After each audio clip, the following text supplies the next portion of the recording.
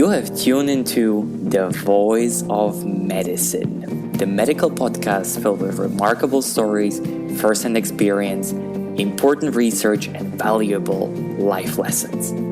Open your mind, relax, and enjoy.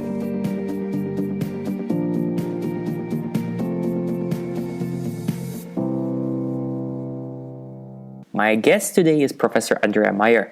Originally, she's from Germany. She's a registered geriatrician in Netherlands in Leiden. And in 2013, she was appointed Professor of Gerontology in Amsterdam as the youngest person ever appointed as a professor in Netherlands. Congratulations to that. She published more than 190 papers and continues her research with her team in Europe and now even in Australia. We will speak about her research and especially the aging of cells, muscle loss, but we also get into topics as dementia and active lifestyle in older adults. Very happy she's here. Andrea, hi. Hello. Thank you for inviting me. It was a pleasure. So, lately I was reading a couple of books regarding the topics of developing interests and professional passions. And the one thing I wanted to ask you from the very beginning is, how did you get personally to the topic of geriatrics, gerontology? I mean, were you fascinated by older people when you were growing up? The topic gerontology and geriatric has never been a topic in my entire career as a student. I studied medicine at the University of Lübeck and at other universities. So it was absent. And at a certain moment in time, I thought, hey, here's something weird happening because we have lots of old people and these have all diseases. And so I was searching for a geriatrician in the Netherlands, and I found one. And he introduced me actually to the field of gerontology and geriatrics. And then the passion came and the fascination for the aging trajectory. So I think the passion came from something invisible. So by accident, sort of, you found yourself in this field. So because I remember my fascination with old people when I was little, I always looked up to them because for me, most of all, they were very wise. So I thought they have a certain type of knowledge that I don't have. This is basically the second thing I wanna ask you is, do you think that wisdom is something that psychology so far has not looked into or should look into, in terms of psychological means? I mean, we looked at a lot of things, be it humor, creativity, all these personality traits. But what's up with wisdom? I know that you're a psychologist, so I thought that you would ask that question. I'm not sure if it's really wisdom because young people, especially young children, can be very wise.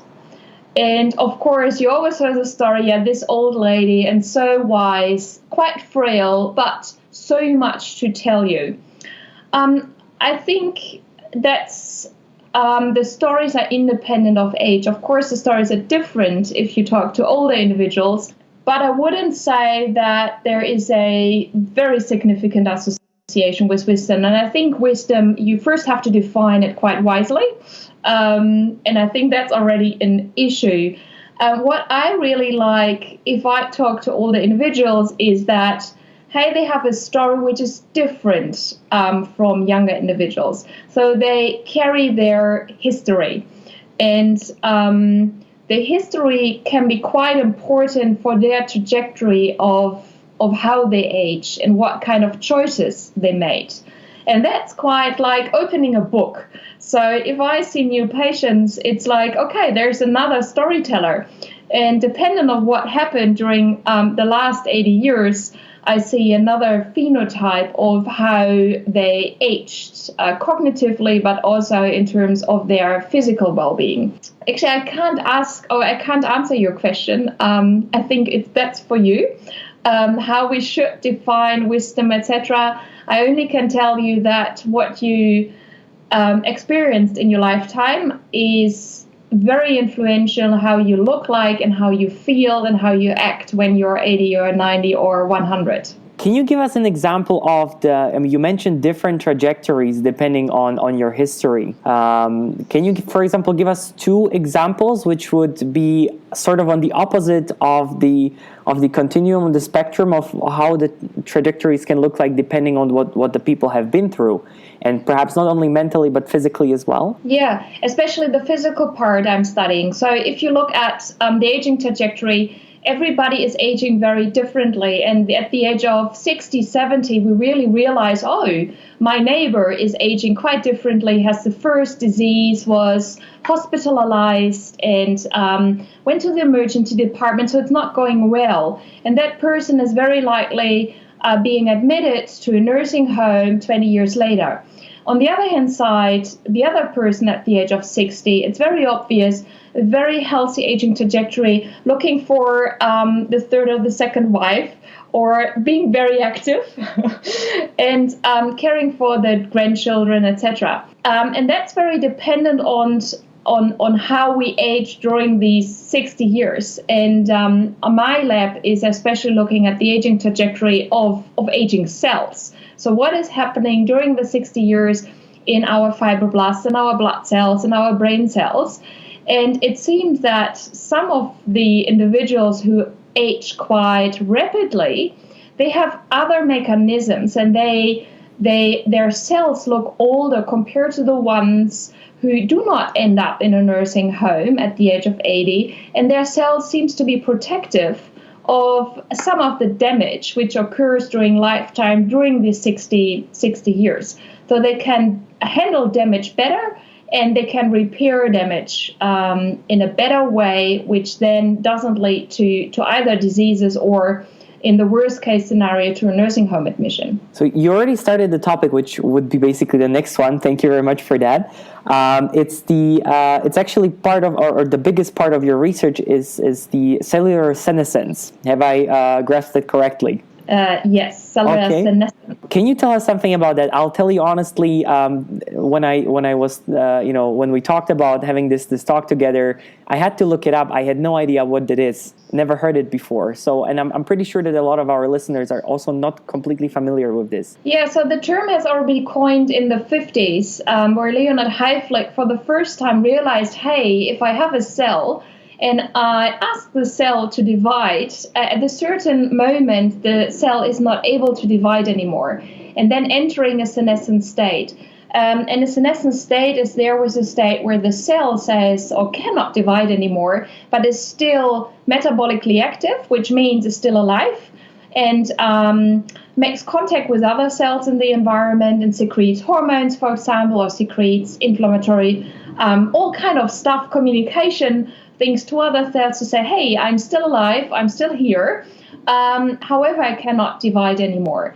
And it seems that with chronological age, so with a lifetime, we accumulate these senescent cells, so cells which are not able to divide anymore.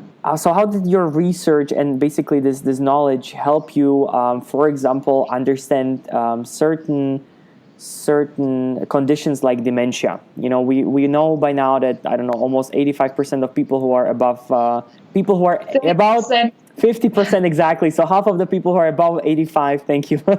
Yeah, they basically are suffering with dementia.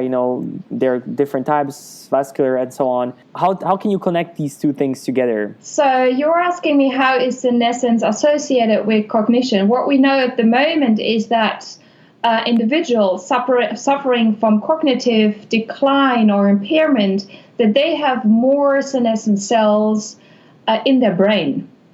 And we also know from other organs, for example, if you suffer from heart failure, that these individuals have more senescent cells in their heart.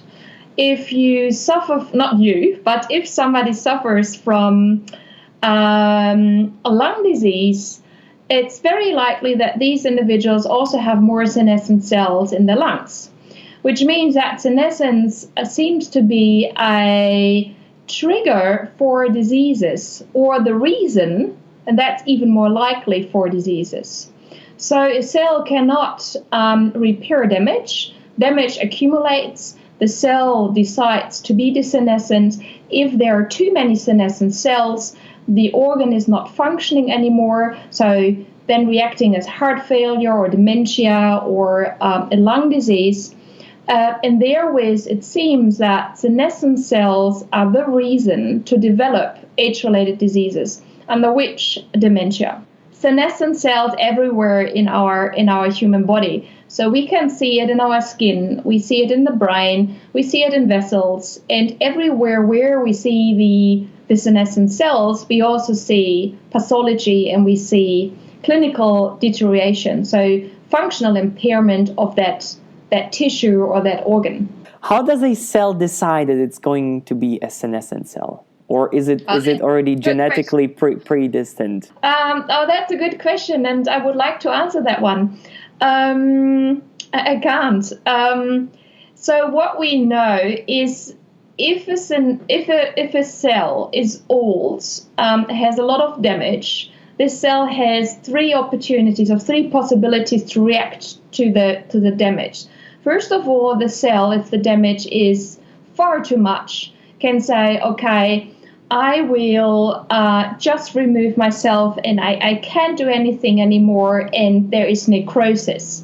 So it's a little bit unstructured cell death, and it's just too much, like a crisis for that cell.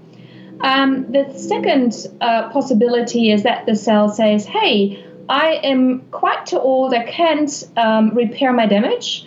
I will undergo apoptosis. And apoptosis is a process just removing the cell by itself, and the cell will then eaten up by, for example, the immune system. And that's quite controlled.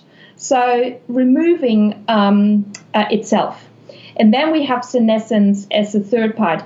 Why a cell decides to undergo necrosis or apoptosis or senescence, we are not very sure. We only know that if you are older, your cells are more likely to be senescent, and if you are younger, the cells are more likely to say, okay, I will remove myself, undergoing apoptosis.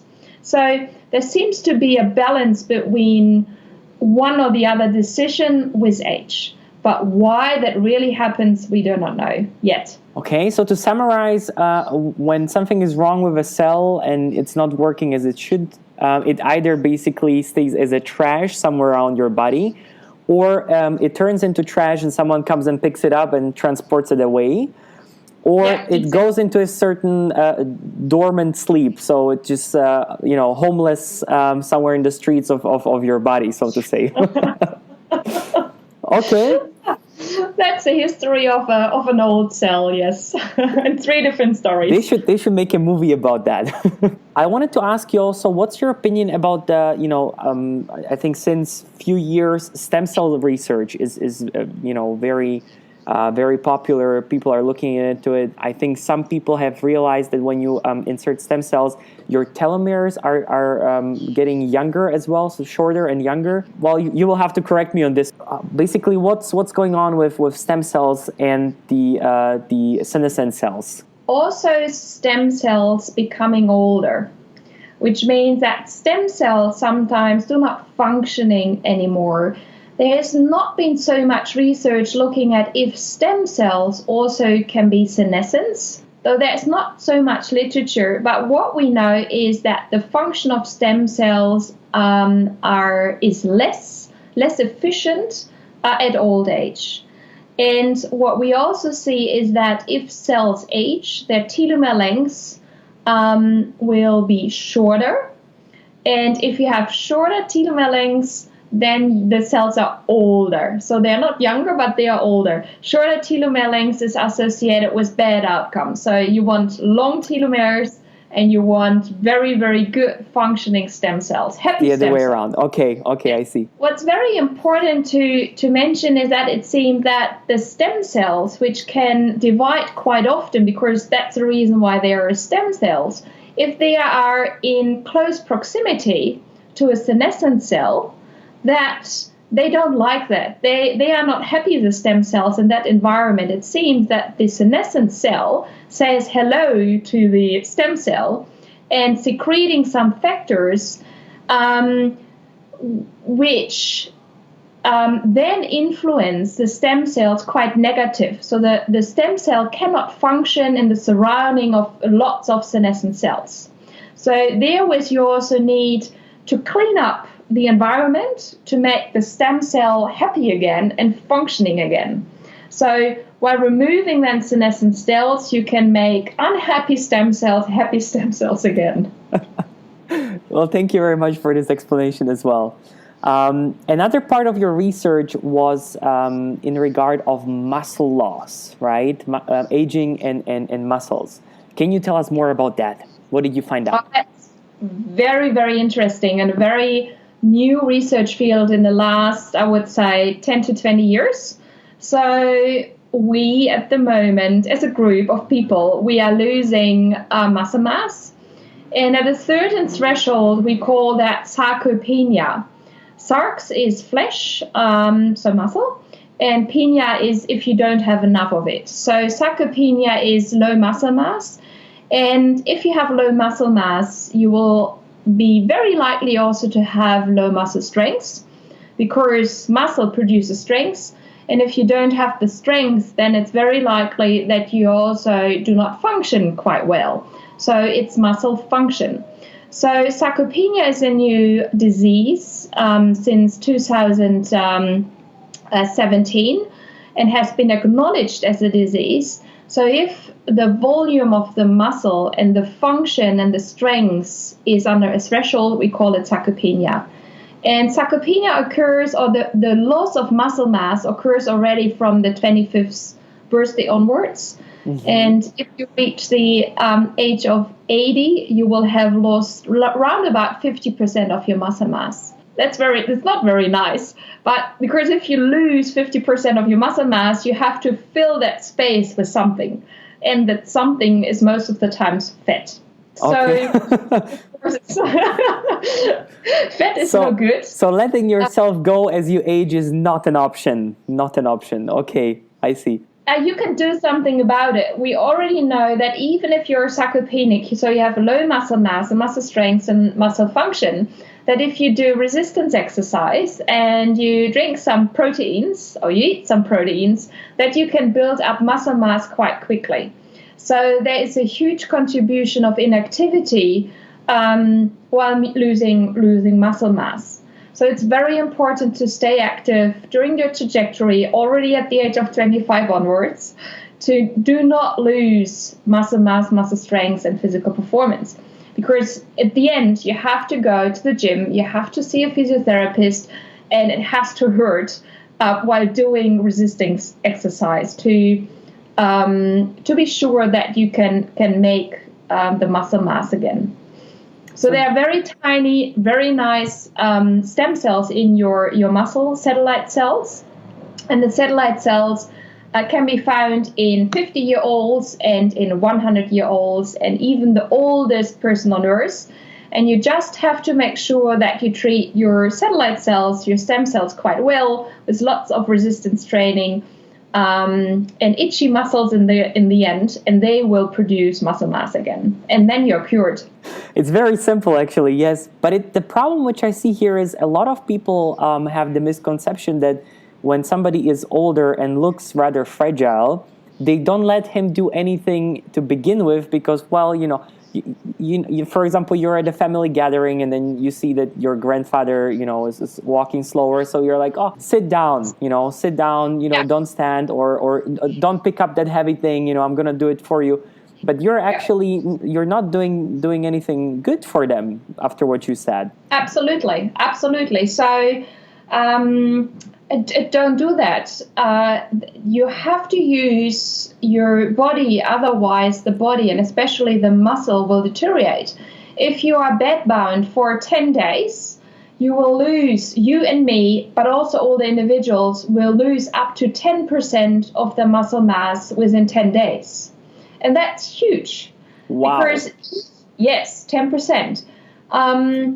And it costs so much energy and so much time and so much pain, actually, in the gym to increase your muscle mass by 10% again. So inactivity is the worstest part you can do for your muscle and especially your muscle mass. And of course, you have to be cautious. If somebody, for example, has osteoporosis, don't jump and do not do some of the movements. But inactivity is very, very bad for your condition. So keep up standing and be so kind to your body that it hurts while doing the exercises. Because then you know if you have a little bit of the itchy muscles. Yesterday I went to the gym, so I have very itchy muscles at the moment. You know that your satellite cells are responding, and that's necessary. So how much exercise do you need, let's say, per week if you want to maintain the muscle mass? That's a good question, and that's quite dependent on individual parameters. And we only know that if you would like to gain muscle mass, you need at least 2 to 3 times 20 minutes of resistance training. And the resistance training should really be heavy, that you feel it afterwards, the day after. Okay. Not too much, but you should feel your muscles. I also, I remember, before the talk, I quickly watched an old show where you appeared, I think it was in New Zealand, and you were explaining how much protein is in certain foods. And it's funny because we don't, average person does not know how much protein, so how many grams of proteins does an egg have. And it was really funny to see how much actually a person needs to eat in terms of food to get the number of proteins that they need. I think you said 80 grams per day is what we need on average? This is for individuals with sarcopenia, so low muscle mass strength and performance to increase muscle mass again. And then it's 1.2 gram per kilogram body weight. So if somebody is 60 kilogram in terms of their weight, it's 60 times 1.2 per day. That's a lot. So if you know that an egg has 7 grams, you need to eat a lot of eggs. Yes, it's a lot. And especially you need it when you do the exercises. And normally we do not do exercise in the evening, but we have a big meal in the evening. So therewith, it's also suggested to get the proteins in a regime of a third of it in the morning, a third at lunchtime, and a third at night. And then it's shown that if you do that, combined with exercise, especially in the morning and the afternoon, you grow your muscle best. I wanted to ask you also, how is it? I mean, you worked for a very long time in the Netherlands, and now you're in Australia. Is it different in regards of research, the colleagues, the overall, work with academia? If you could compare Europe now to Australia, because I know a lot of doctors, they're asking themselves, should I go to Australia as well for a year or two? How is it going to be? What are the cultural differences? I would be grateful to you if you could get us a little inside knowledge on this. So I'm still working in Europe too. So every day I'm juggling with Australia and the culture here and the European culture and especially the Dutch culture. And I think the most important difference is people are so relaxed here. So I've heard. So okay, it's not rumors; it's true. Like the weather now, it's really it's March. It's still February. It's 40 degrees, and you go surfing, you go swimming, and people are relaxed, and it's different from Europe, but I think it's also a little bit comparable with the Mediterranean lifestyle. Like if you work in Spain, it's different from working in the Netherlands. And it's very different from working in Germany. So not only the climate, but also the culture of the people is even in Europe very different. I would say I enjoy Australia. I like the culture and the habits. you see lots of kangaroos. You see different environment and wildlife. It's absolutely fascinating. But in the end, I am an academic doctor, and we are working worldwide. So every day we are communicating with either colleagues from US or from Japan or from everywhere. So it really doesn't really depend where you live, but the people in your surrounding, and the people in the surrounding can also be surrounded by using Zoom or Skype or other techniques. So it's very nice to live here because of the really, really nice climate. But in the end, it's a worldwide business. It doesn't matter where you are. I understand. In regard of this, how is it with the patients? Is the communications with the patients different in Australia? I mean, you're also clinically active.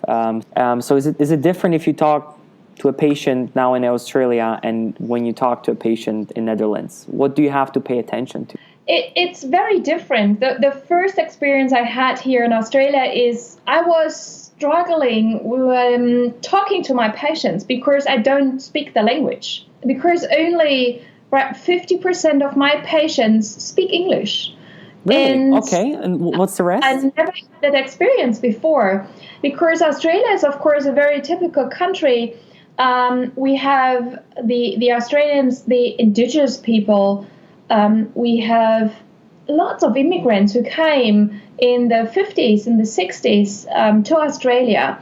And so lots of Greek people, Italian people, all over the world.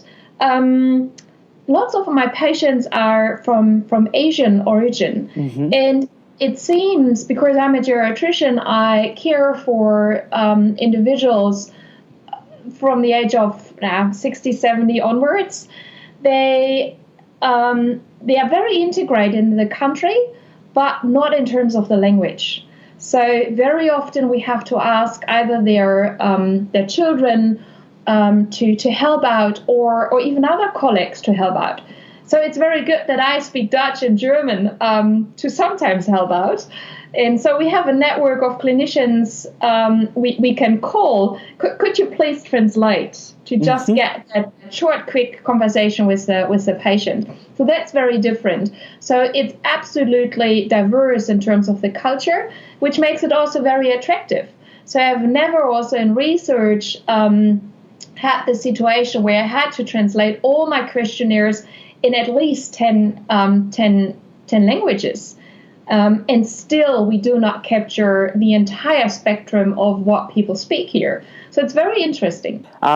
Andrea, if somebody wanted to, catch up with you personally or, discuss certain things, when is the next time that you're in Europe? Are you doing some kind of congress, or do you have a workshop somewhere in Europe where people could, get a hold on you?